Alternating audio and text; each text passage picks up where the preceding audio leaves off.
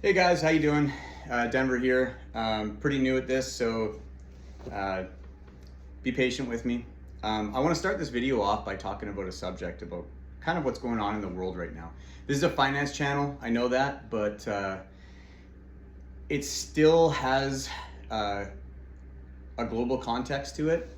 So I just want to talk about kind of what's going on in the world. We've looked at gold kind of like hitting all-time highs, then crashing back down recently. Etc. We see Trump kind of going nuts all over the world, doing a lot of threatening to put tariffs, taking them off, putting them back on, etc. So I'll start with an analogy. Imagine a surgeon, and the surgeon's removing a cancerous tumor, and that cancerous tumor has surrounding tissues that are healthy, but in an effort to accomplish getting rid of that tumor, he ends up cutting out a lot of extra stuff. The patient survives. He accomplishes what his initial goal was, but unfortunately, over time, the patient finally passes away as a result of him being a little bit too ambitious. I kind of see the similar circumstances happening right now. If you look at the way Trump's doing things, from a financial perspective for the stock market, probably why it's going up a lot still, it's positive because of the taxation, the positive economic things that are happening in the United States as a result of his forceful type of behaviors. And that's a good thing for those that own assets, that are wealthy. It's not such a good thing necessarily for the future of the world itself. And I just want to talk about that for a minute. Like, let's think about it.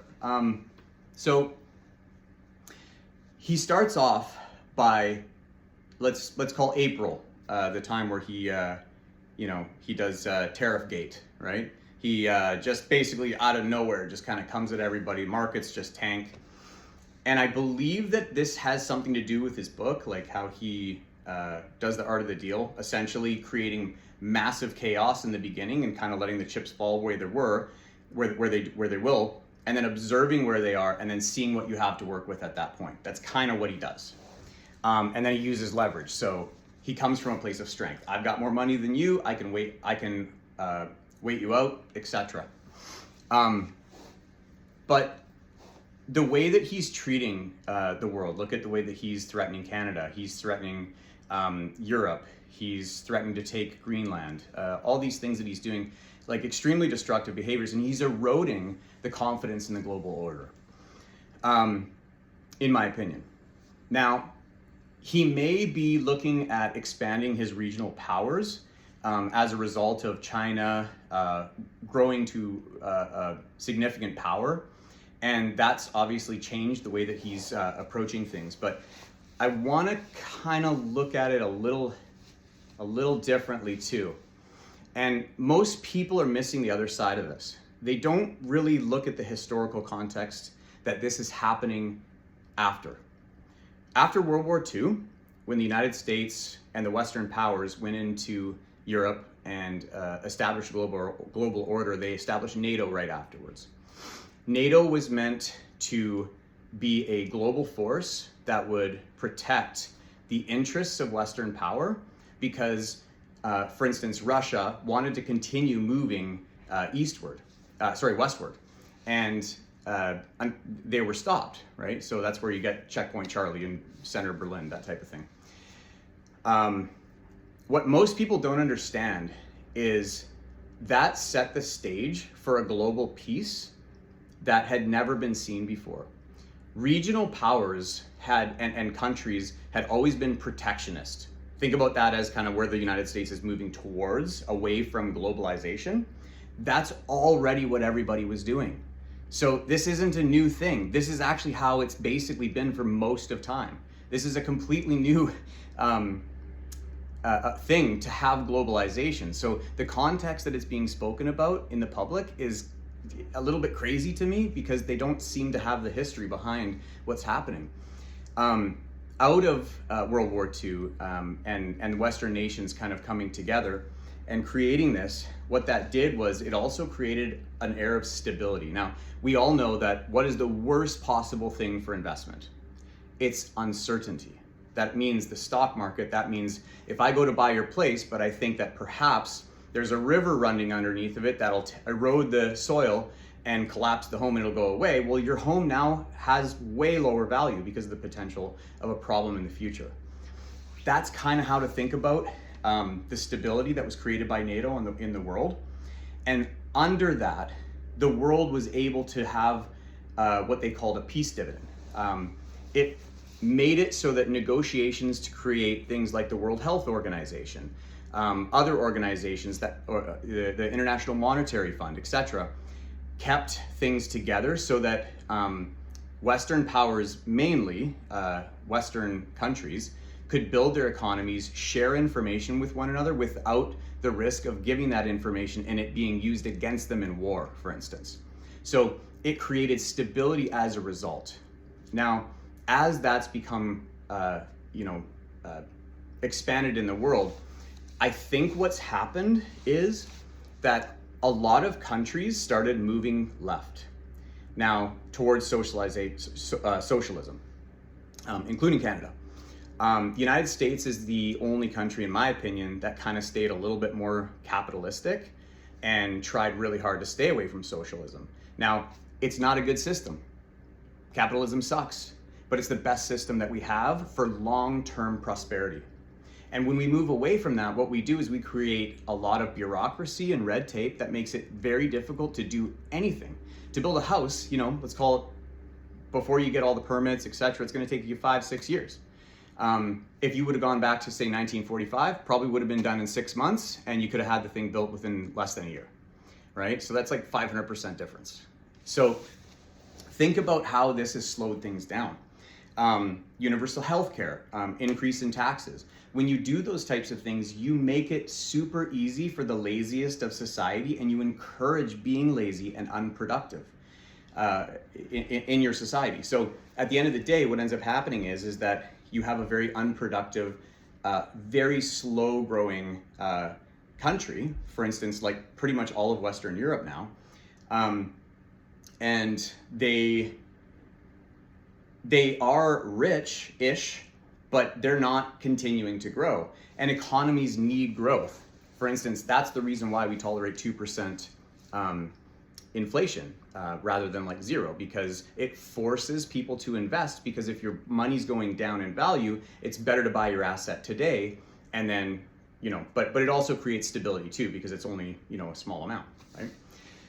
So that being said, if you really think about it, he's moving away from a very, very stable place, but for perhaps okay reasons that I don't want to admit that, but it might be the truth.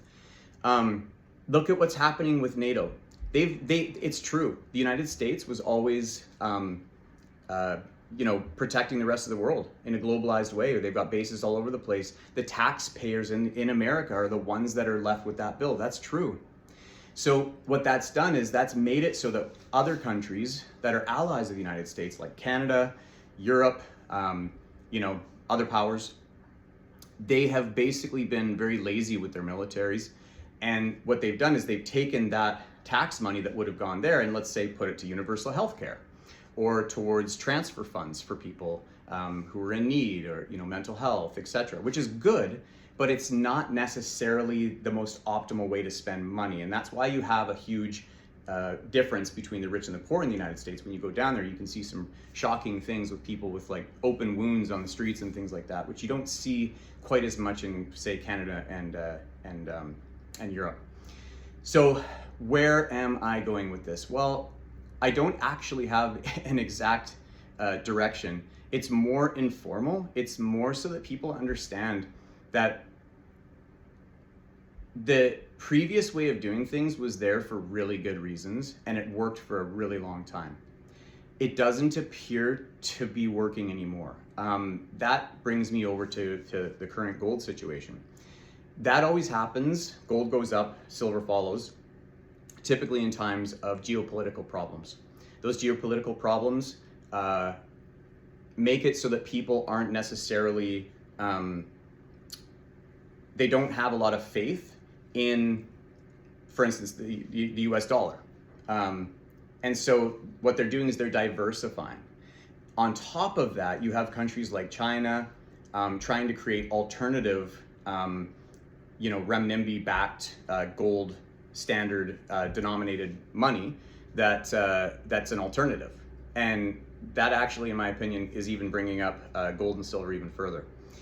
I don't think that's going to last. Donald Trump's about to hit the midterms.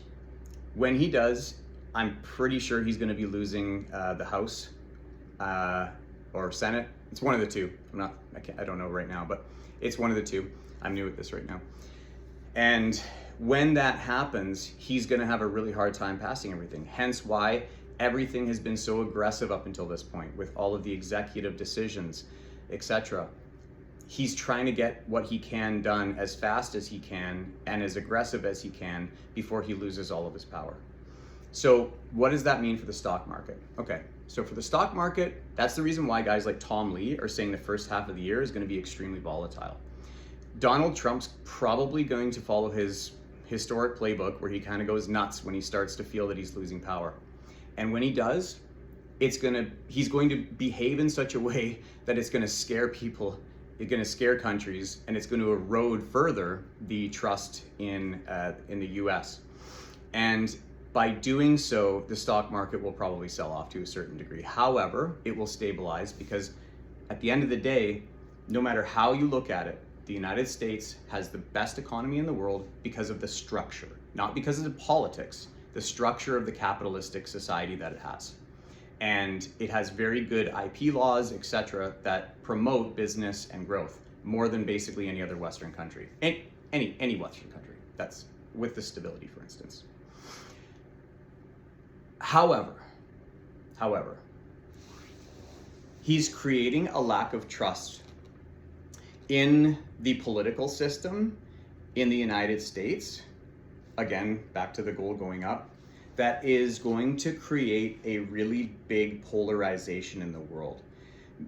You saw at Davos, Mark Carney give a very, very somber speech about how things have changed in the Western world and how now middle powers like Canada will have to stand on its own 2 feet. You can see massive military expenditures in pretty quick order being announced in Canada, and which is where I'm from. So essentially, they're preparing for this next chapter, and that essentially means there's not going to be quite as much bullying that's going to happen.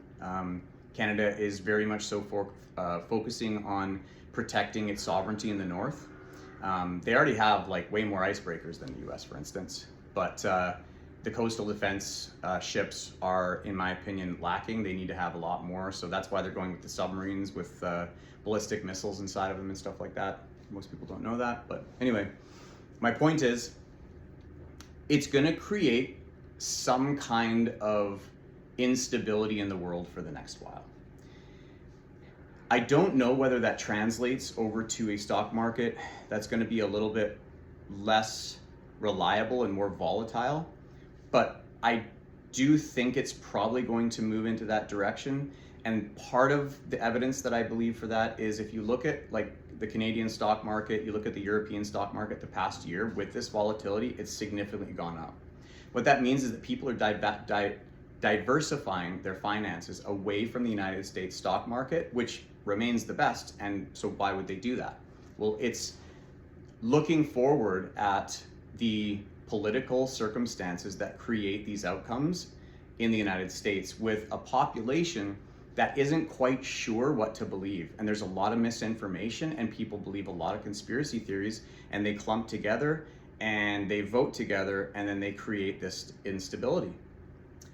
So how will that be solved? Well, I could make some suggestions, but unfortunately, I'm sure those suggestions won't get listened to, and they probably aren't going to, they won't necessarily work anyways. But that being said, that's where we're at right now. So yeah, I just wanted to make this video, make it informative.